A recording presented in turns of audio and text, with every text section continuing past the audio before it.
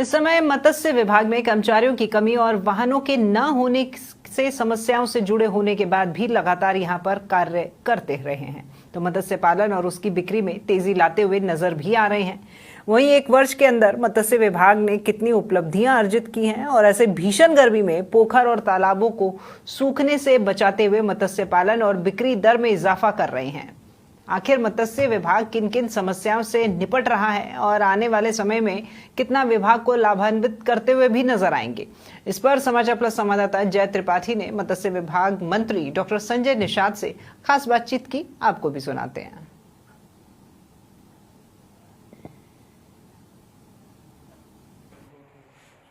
उत्तर प्रदेश में लगातार अगर हम बात करें तो भीषण गर्मी का प्रकोप नजर आ रहा है।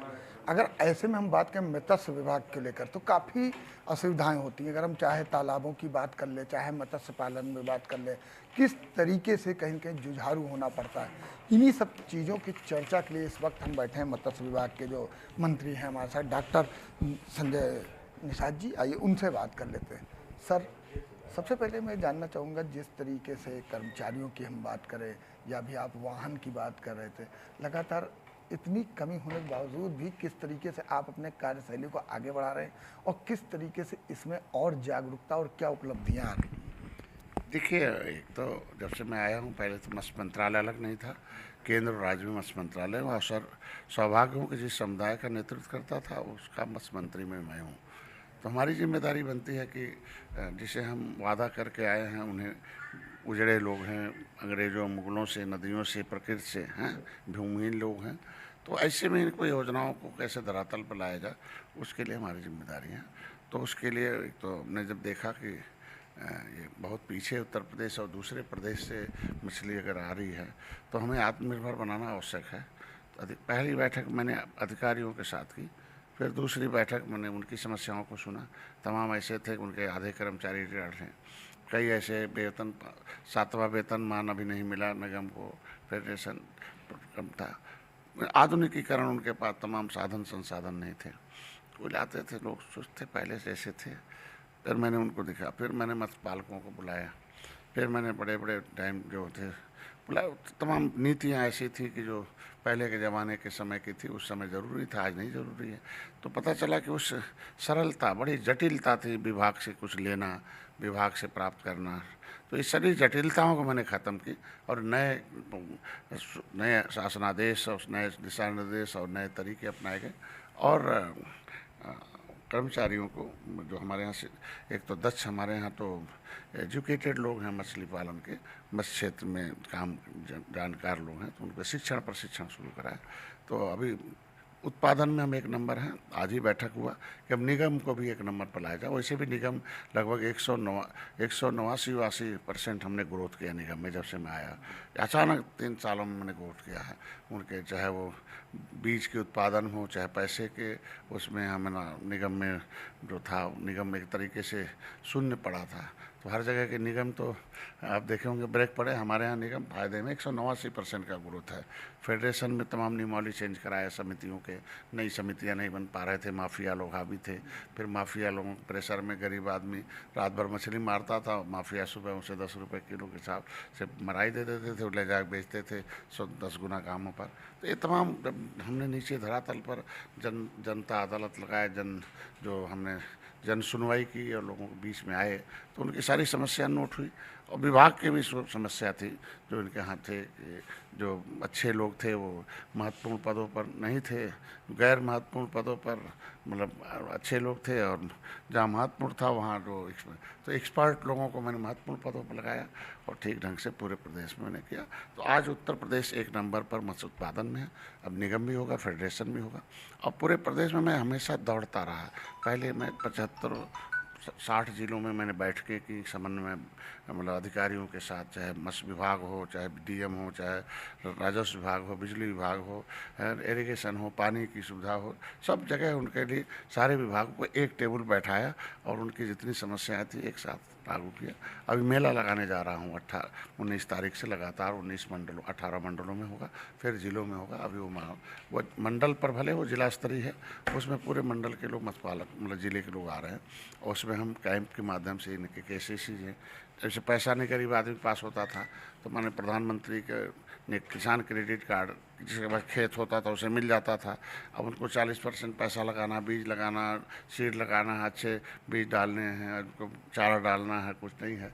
तो ऐसे में बिना गारंटी के, पहले तो 2 लाख था, अभी 3 लाख रुपए आधार कार्ड के आधार पर हम दिलवाएंगे। तो उनके पास जाल होगा, नाव होगा, जितना भी पट्टे धारक होंगे, मतलब आइडेंटिफिकेशन के लिए।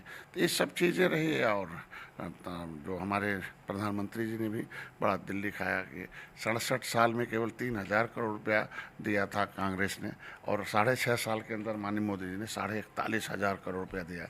उससे क्या हुआ, अनुदान देकर इन्हें आगे ले आएगा। लेकिन हमारे समाज के लोग के पास पैसा नहीं है, तो हमने कहा छोटे से शुरू करो, धीरे धीरे केसीसी के ग्रुप बनाओ, जल्दी बनाओ, तमाम समितियाँ बनवाई मैंने। तो आज के दिन में समितियों के माध्यम से इनको लाया जा रहा। अभी हमारे यहाँ है कि मत्स्य विकास निधि एक जिले में है, तो हमारे पैसा कुछ लेते नहीं हम लोग। सरकार भाई ठेका होता है नदी का, तो उसी जिले में पैसा रहता है। 25% ग्राम सभा के लिए, 25% है पंचायत के लिए, या 50% जिला मत्स्य विकास निधि है। लेकिन उसकी कोई नियमावली नहीं थी, तो अभी नियमावली बन रही है। तो हम 1 ट्रिलियन इकोनॉमिक में हमारा सबसे 1 नंबर का ग्रोथ है, 27% का ग्रोथ हमारा है। हर विभागों से हम सबसे आगे हैं।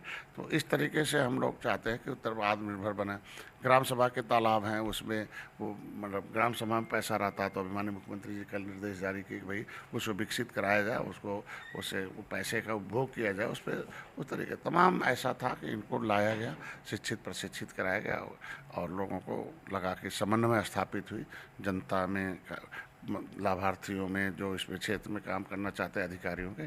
तो समन्वय नहीं था, इसलिए विकास नहीं था। अब समन्वय है तो कर्मचारी कम है, फिर भी अभी आउटसोर्स से मांगा जा रहा है, उसके लिए काम हो जाएगा। सर, अभी जैसे कि आपने उपलब्धियां गिनाई, अभी आपने तालाब का जिक्र छेड़ा है। इसमें भीषण गर्मी हो, जिस तरह की गर्मी है, ऐसे में तालाब हो, पोखर हो, अक्सर सूख जाते हैं। ऐसे में कहीं अगर हम बात करें मछली पालन को लेकर, काफ़ी दिक्कतों का सामना करना पड़ता है।